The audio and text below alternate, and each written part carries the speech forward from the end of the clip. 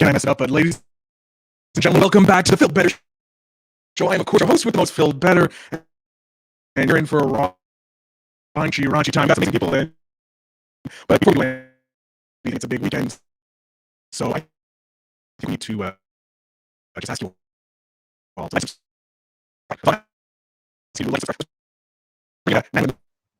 yeah. Just to let, just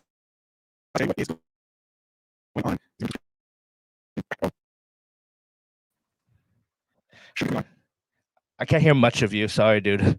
That's what we do here. Go, here comes my boy. DJ Overflow. What's going on? Sorry, dude. I can't hear you. But yes, I am Alex. Yeah. Wait. Keep talking. Your hands are up. What? I'm up. Is it slow again? Wait. Talk a normal sentence. This is the Feel Better Show, and we're having technical difficulties because I am okay. very bad I can at hear my you. job. I can hear you clearly now. So that's why I was trying not to laugh.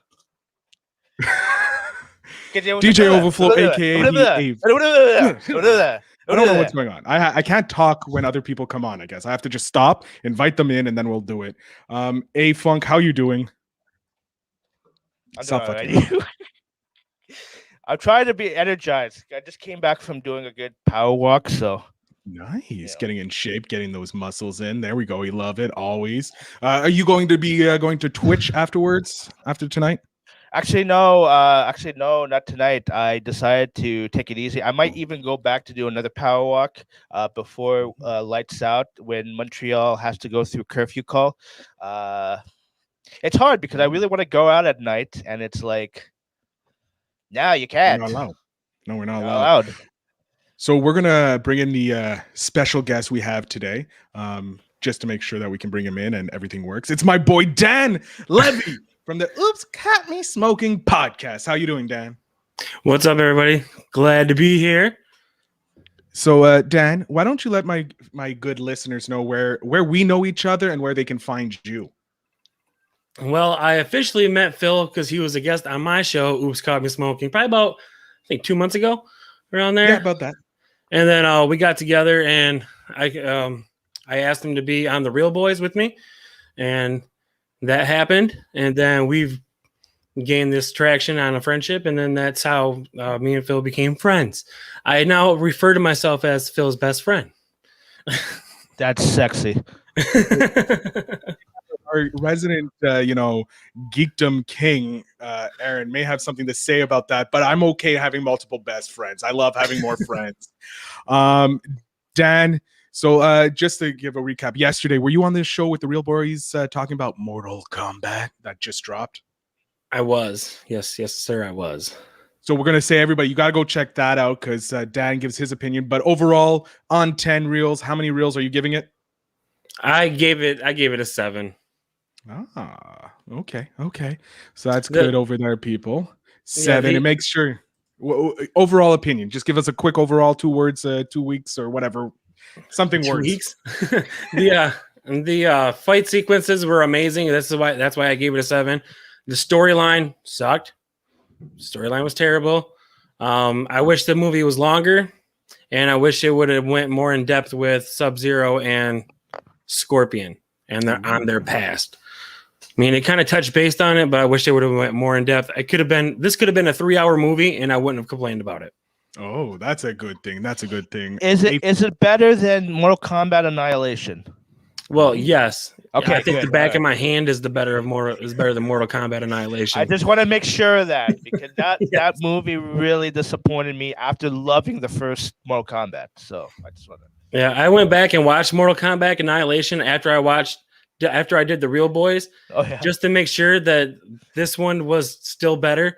And I was like, yeah, I got halfway through the Annihilation, and I was like, turn this off. This is terrible. All right. So we're going to jump quickly into the news, and then we're going to talk about the review movie we had to do. First off, I want to talk about something, some news. Aaron's not here, so I'm going to have to play the geek, apparently, or the film critique, if you will. So Can you do it with a British accent? I'm not going to insult the Brits, okay? And plus, I think my Irish friends would kill me if I tried that. So what we're going to talk about first is the actor Wayne T. Carr was actually picked by Zack Snyder himself to play the legendary Jon Stewart as the Green Lantern. What do you guys feel about that? Do you think it's a good casting? Do you have no idea who he is? Would you want to have seen Green Lantern in the Justice League movie? We'll start with our guest, Dan. Go ahead, Dan. I would love to see the Justice League have Green Lantern in them. I'm not too sure about the guy playing him. I don't know him too well. I don't know him from like a lot of movies. But, anybody could be better than Ryan Reynolds. Ryan Reynolds was terrible. I think the movie was terrible. Ryan Reynolds was okay in the movie. He did the best he could. He was in the movie TV show Who's Afraid of the Big Black Wolf and Stupid Cupid. And Stupid Cupid. All right. Oh, okay. That's all I have on him. I don't know him from anywhere else as well. Al, how do you feel about this? A-Funk, I'm sorry. A-Funk. I apologize. I'm trying to look at pictures of him. Yeah, good looking guy. I don't know anything of his acting chops, but I could see from, again, I'm only judging by the looks. I shouldn't because But that's all you have at this moment. I sprung you on this. I said like I think even on this show like last year or whatever, I wanted what's his name? Denzel Washington's kid. Yes. John David Washington's to play Jon Stewart. And maybe it could happen depending on what they're gonna do with the new rendition of Green Lantern. But there's the Green Lantern Corps coming out, so there's always that. I would love to see some test footage in that. But speaking of test footage, so I love my segues are really on point. They're never on point. But starting on test footage, last year there was a release when the actor who's playing Shang-Chi, can't remember his name, and I don't want to destroy his pronunciation. It's Simi. Wait, I think it's like Sim. You? Yeah, he was in the show Kim's Convenience. He's a Canadian. His the father in the show also has been in the Disney World through Star Wars in The Mandalorian. But the trailer dropped. The Shang-Chi trailer dropped, and there were more questions than answers happening. Al, what did you feel about the trailer? Like your overall opinion of the trailer? Did you enjoy it? Did you hate it? What did you think of it? I liked it a lot, to be honest with you. This is one of the movies that I am excited to watch coming out, like the new breed of MCU movies. Okay, Phase 4 plus. Yeah, I've always I know a certain things about Shang-Chi. I'm not too familiar. I haven't read the comics, or I've seen certain renditions of him. If this goes on to being, a traditional, because I love kung fu flicks. If this goes on to like becoming, a traditional kung fu flick, it kind of reminds me, like a couple years ago, there was a movie Ninja Assassins that came out, and that movie kind of reminds me. Well, that movie reminds me of like what I saw in Shang-Chi. So if they go that route in terms of the effects and the action and the kung fu style, I'm all for it. I'm on board. I'm already on board as is, and we'll see how it turns out to be. But again, his name is Sammy Liu, and hey, if he's Canadian and he's Chinese, and he looks pretty good. For what he displayed in the trailer, so I'm down. And Dan, your reaction to the trailer? Have you watched the trailer recently? Yeah, I watched the 2-minute trailer a couple of times, and I watched a rundown of the trailer too for the Easter eggs, because I'm an Easter egg hunter. Sometimes I can't find them all, so I watch YouTube to find them. Okay, but I did like who's your go-to Easter egg hunter? Oh, there's tons of them, dude. Like I don't really have a go-to. Like whichever one wants to give me the info, the dirt that I'm looking whichever for, one you see first. I watch. The first one you see, right? The first one you see, pretty much. You have the nice circle. I like that one. I'm actually a fan of Mr. Sunday movies. I'm kind of the same way too. So I get I feel. I usually go by like followers. That's I go like whoever has like the most subscribers. Then I'll check them out first. and then usually I go on to like the second or third person, and then I go, okay, I like this guy. So yeah, I usually watch Mr. Sunday movies. He's an influence of this show. So I watch his stuff, and I love how he mixes in the fun and the silliness in his things. But also, Heavy Spoilers is a great guy who I started following him after during WandaVision, and his breakdowns and Easter eggs and all that have been phenomenal. And actually, in the trailer, he does a breakdown of this. There's a moment that spoils Falcon and the Winter Soldier. Yes. Okay, I think Dan knows what I'm talking about. Before I go on, because I don't want to spoil the show for anybody, but Al, have you seen the end of Falcon and the Winter Soldier? Oh yeah. All right, and Dan, obviously you did too, as a big fan. So this is a big spoiler warning for everybody who's watching. Please tune out for the next 5 seconds. We're going to talk about something. Bye, but make sure you come back. So in the trailer, it was revealed that there was a shield during one of the big fights. When you have Shang-Chi and his sister, when you go around, you actually see John Walker's shield on the wall. I didn't see it. I heard about it, and I think on Facebook somebody referenced it, and maybe I should go back and actually check it in slow-mo. But if that's the case, well, I guess that's the connection with the MCU and Shang-Chi. Yeah. So I guess at least one connection. Yeah. But we don't even know like what else is going on. Is it actually John Walker? Is it like, because we don't know when this movie was taking place, and this movie was filmed written just after the scripts for Winter Soldier was Falcon and the Winter Soldier were done.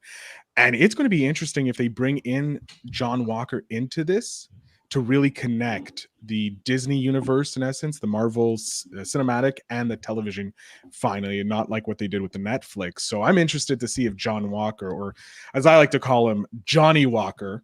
Johnny Walker. I know it's horrible. I stole that joke from someone else. Jeremy Johns, another great YouTube guy. I love Jeremy Johns. Yeah, he called him Johnny Walker, and I'm like, I have to call him Johnny Walker now. Like, it's no choice.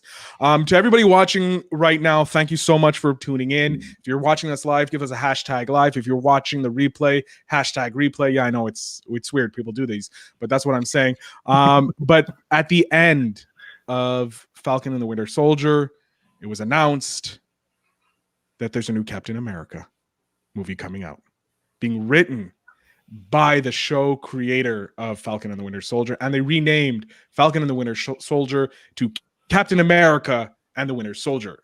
So how do you guys feel about that? I think it's amazing. I'm looking forward to the Captain America movie. I'm a huge Captain America fan. And I love that Anthony Mackie is the new Captain America, and he wears the suit well, and the shield also. Especially with that. I never liked that Walker guy. No one did. No, I never liked him. I'm like, I am curious what he's gonna do in the upcoming movie though. Like his little role. And Al, what's your opinion? I'm excited. I've loved the bromance between Sam and Bucky. It's like my new bromance now. Like basically it's Cap and Bucky version 2. I like we'll see what happens now with the with all the now kind of questions that leading up to like the end of Falcon and Winter Soldier. I want to see more adventures with Sam and Bucky. So give me more. That's all I gotta say. I love it. Now, staying on the Marvel theme and Disney theme, because they do pay us millions and millions of dollars. They don't. I still haven't seen any of that money. So well, I'm still waiting on the check. They said the check's in the mail. Not get a percentage of that. No way. I always spread it love. But Russell Crowe has been cast as a god in Thor: Love and Thunder. So we got another Aussie in the house playing a god. He's playing not your typical god that I don't think you would think of. He's playing Zeus. Mm-hmm. He's going to the ancient Paleolithic, or whatever you want to call it, of gods. Al, what's your opinion on Russell Crowe playing the Zeus?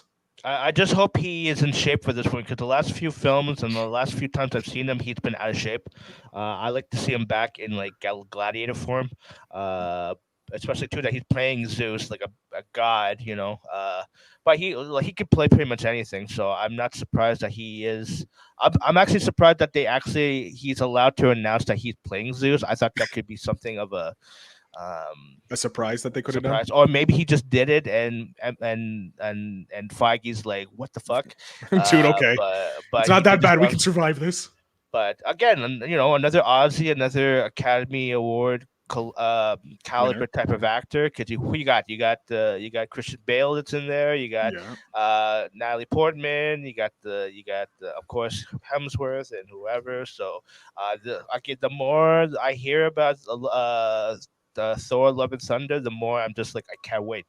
Seriously. All right, Dan, what's your opinion on Russell Crowe playing a Greek god, actually the father of the gods, if you will? I think he's the perfect person to play Zeus, to be honest with you.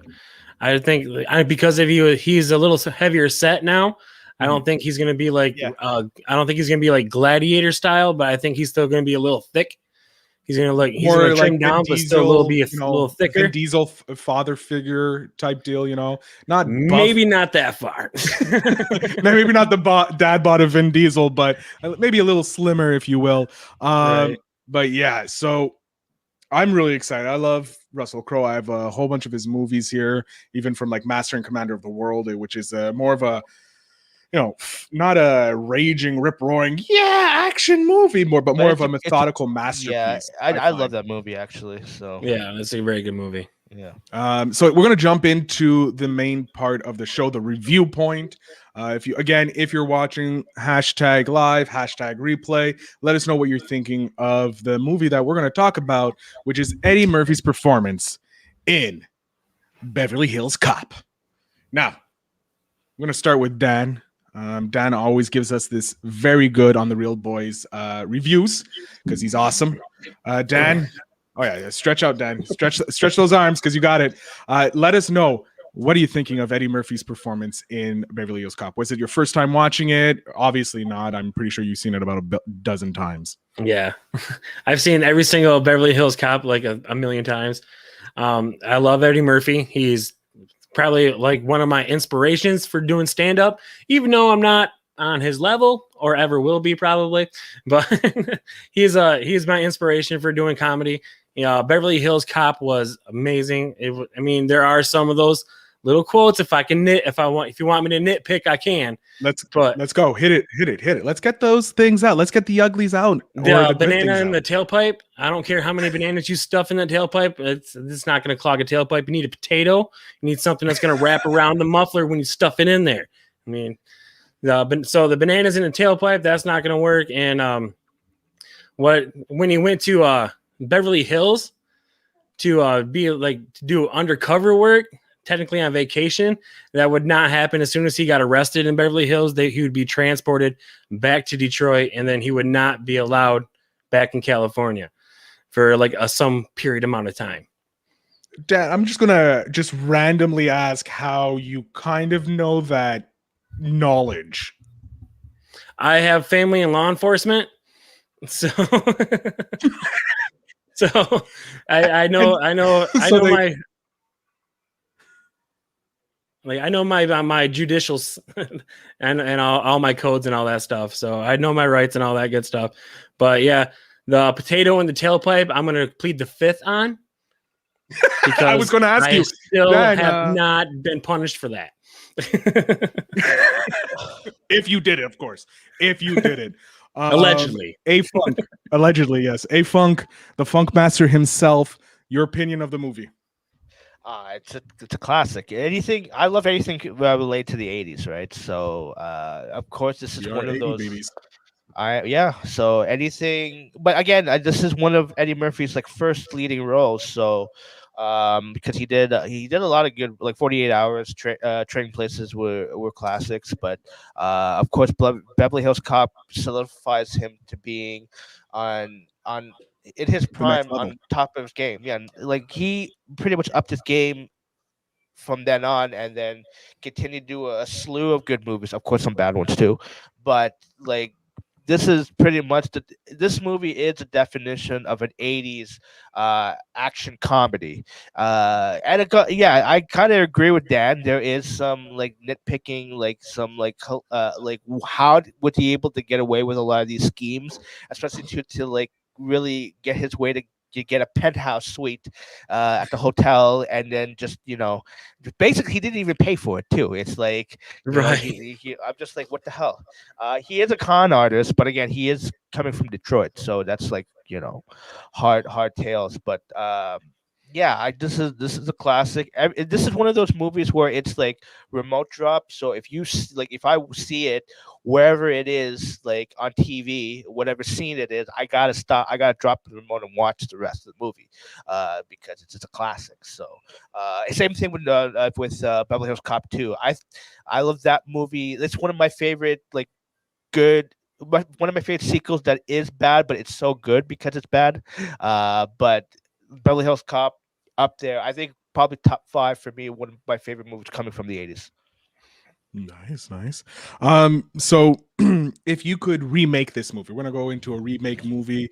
Dan and Al, I need you to think. We're remaking this movie.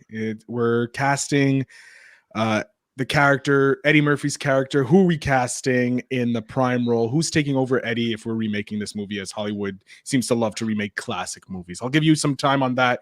Ladies and gentlemen, if you want to follow the show, you can hit us up all on the social medias at Feel Better Show on all Instagram, Twitter, Facebook. Make sure you give us a like, give us some love so that we can keep getting up. And maybe Disney will finally pay us those big dollars. But if you want to follow Dan, make sure you check out Oops, Caught Me Smoking. Comes out twice a week, correct, Dan? Yeah, here and there. Yeah, generally at least once a week. Twice a week. Yeah. Yeah, Oops, Caught Me Smoking on all his socials. It's going to be good for you. Trust me, so much fun and knowledgeable, and he has great guests. And you're like in the top 10, if I'm not mistaken, for weed podcasts. I'm not going to toot my own horn, but I was 9, but now I'm at 6. So sorry. I'm sorry. He is nearly in the top 5 podcasts for marijuana, for the devil's lettuce, if you will, if you are that old. But make sure you check it out. I'm actually performing in front of a live audience tonight, so it's a little weird for me. So if I excuse me if I'm a little stuttering. I have family over there watching. It's very annoying. Oh, hi family. Hi, Phil fam. The hosts here say hi. They say hi back. Al, I'm going to go with you. You do your Twitch every week. Normally, this week you're taking a little break. But who are you casting? I took tonight off just because I want to, I took it off because I want to see Mortal Kombat. And also, too, the UFC fights on tonight, so I want to try to catch that. And, make sure. Speaking of UFC, if you guys are interested in it, I am producing a new podcast. Got to plug my own stuff. The 1-2 with Kendrick and James. Make sure you check it off at the Next Gen Sports Network. Show notes will have the links and all that. But Al, who are you casting instead of Eddie Murphy? I guess I think Dan will probably say the same thing. Like the obvious choice has to be Kevin Hart. Like I can't think of anybody else. Like there probably is somebody, unless you want to get Eddie Murphy back. I think they're planning on doing a continuation of Beverly Hills Cop for Netflix with Eddie Murphy. But if you're gonna reboot and do it all over again, I guess it would be Kevin Hart, because that's all I can think of like right now, top of my head. So okay, so we got Kevin Hart for one of them. Dan, who do you want to cast as in the remake? Well, my first choice would probably be like I would go Chris Tucker. Ooh, okay. Because I love Rush Hour and I love all his stuff that he's done, and he's not really like the Smokey he was in Friday. So, and my second choice would be probably Anthony Mackie, only because he did such a great job in Captain America. Yeah, Captain America and the Winter Soldier. Yeah, he could pull off a comedic.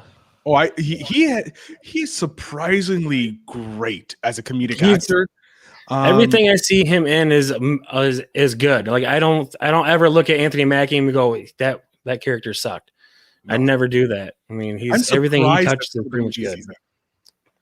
Right. Like, there was one on Netflix, Reunion or 10-year Reunion, that he was in. I didn't even know. And you have him, you have Channing Tatum, or whatever his name is. You have Chris Pratt, you have Anthony Mackie, you have Oscar Isaac's in it. Oscar Isaacs. You have the redhead, the really cute redhead who was in House of Cards. Oh, I know what you're talking about too. I can't think of her name. I think I can. She's I got can messed up sympathize. toes. I know that though. Pardon? She has messed up toes. I do know that. I don't really care about their toes. We'll call her Just Mr. saying. Toes Lady. Mess up toes, like, yeah. So like he is I agree. I think Anthony Mackie could handle the comedic abilities through how you saw him handle some of the interactions with Sebastian Stan in Falcon and the Winter Soldier, aka Captain America and the Winter Soldier. So I wouldn't have a problem with Anthony Mackie holding it down. Chris Tucker, I think he's maybe aged out of the role a bit, because it's, if you were going to keep it in action, I don't want, it end up being like, Robert De Niro in The Irishman, very stocky, Yeah. not believable at all that he's a 21-year-old beating up someone. So maybe go with Exactly. someone a little younger. I would like to see Denzel's son maybe try it out and see if he could do it. He's really, really good. I just watched The Tenant, and I had to watch that 3 times only because the storylines is so, it's everywhere, but it's such a great movie. I enjoyed every single time I watched it. I saw it recently. It's a great movie, but I only saw it like maybe. I do want to rewatch it again because it kind of threw me on a loop a bit, because it kind of, if you don't pay attention to a lot of the plot points because it moves fast, like you kind of, like, and I got lost a few times. So this is one of those movies where I kind of need to rewatch it, but I liked it. And again, I would like to watch it. Because I didn't see it in theaters, so I would have loved to maybe watch it in IMAX. But Right. maybe I'll save reservations for that if they ever release it. Oh yeah, no. Go ahead. Sorry, Dan. Oh, I'm sorry. I would also like to see Will Smith. I think Will Smith could pull off the Beverly Hills Cop. He's in his 50s. He could pull it off. Yeah. Well, But have you seen Gemini Man though? He really did not pull off the actions in Gemini Man that well. No, he didn't. No. But So I I think a don't lot know. of Gemini Man was like CGI though too. But yeah, he did a lot. What he was in control of, he didn't do well. No, so we'll see. All right. So we're coming up near the end of the show already. Al, we already know you love this movie. Dan, you've told us that you watched billions of times, and you confirmed that some of the things that happen in the movie aren't legally allowed to happen. And to save yourself from any incrimination, we won't ask you more on that. But Dan, I'll ask you after the show. yeah, after the show, off air, no recording, to save Dan, and we won't share it with anybody. So that's a secret. I think it's been 5 years, so I think I'm good. I think I'm good. It's been past 5 years. We'll hold off because I don't know the laws in the States, and I don't want incrimination because we don't got the Fifth Amendment. We ain't pulling that here in Canada. But Dan, before we wrap up, I want you to pick the next movie. The criteria to pick a movie for us to review next week is it has to be from the 80s to 2000. So that 80s to 2000. Yeah, I'm gonna go with 2000, nothing before 1980. That's our years. I'm gonna go with one of my favorites, and from the Rat Pack, I'm gonna go Pretty in Pink. Pretty in Pink. There you have it, ladies and gentlemen. We're gonna watch Pretty in Pink next week with a random guest. I have it, so it's obviously. fine. Wait, is it on your list? No, No. I have it on DVD. Oh my god! I ladies love 80s movies, so Pretty in Pink is just anything with John Hughes. I love so. Excellent. All right, so I'm going to bring in our special guest, put him on the hot seat right now, if my computer lets me. There we go. Just wait. There we go. Yay, computer works. Dan, please let my audience know where they can find you, how they can find you, how they can support you, because you're an amazing podcaster that more people should be listening to. What's up, everybody? I'm Dan Levely. As Phil said earlier, I'm from Oops Caught Me Smoking. You can catch my podcast on all podcast platforms. Player FM seems to be the go-to. So, and then you can catch the video, all my videos over on YouTube, Facebook, on IGTV. I go live every Saturday. I'm trying to do a whole live show at least once a week. So live every Saturday at 9 p.m. Eastern time. And you can, if you want to support the show, you can catch some of this, get some of this merch at oopscaughtmesmokingstore.com. Yeah, That's we have some secrets in the works, me and Dan. We're gonna keep that on the low key for now, but I'm gonna ask Dan just to disappear for a second. He's kind of used to that from the Real Boys. So boom, Dan's gone. My boy, my man, DJ Overflow, aka the Funk Master himself, A Funk. Tell us where we can find you. What you got I coming? currently right now I'm just live streaming, which is I'm just doing a live DJ sets on Twitch because that's the only platform that us DJs can do it without being copyrighted or shut down. So I'm there. Usually I do Mondays, Wednesdays, Friday, Saturdays, but tonight I just want to take the night off because it's so beautiful outside. But I'll be back on Monday. I do Soul Night on Mondays, which is all like Motown funk, edits, remix, mashups, and then I do Wednesday during the day for like lunch break, and then Friday, Saturday is like party time at home. So yeah, who doesn't want to party at home? Right. Yeah, we got Dan Eh? dancing in the background, enjoying his vape pen or vapor. But yeah, Actually, I'm wait. gonna. Are you Yeah, gonna I got pull out a it. vapor as well? I'm Yeah. gonna really. I'm surrounded by vapors. Okay, I'm gonna kick you off screen now. Not as Ah, impressive as Dan. You should have warmed it up. Dan's was better. I know. Bye, ladies and gentlemen. I am, of course, your host, Phil Better. We are the Phil Better Show. I want to thank both Dan for being an amazing guest, and also if you have the show or the Real Boys, make sure you check those out. Those are gonna be in the show notes down below. DJ Overflow MTL is my boy, my homeboy. So make sure you follow him, give him some love, and if you have a bit of love left over, make sure you follow us here at the Phil Better Show because we want to make out the best content for you 24/7. And if you're looking to follow my journey, make sure you follow me on Instagram at Podcaster Phil Better. I am Phil Better. This is the Phil Better Show. Stay hydrated, folks. We love you.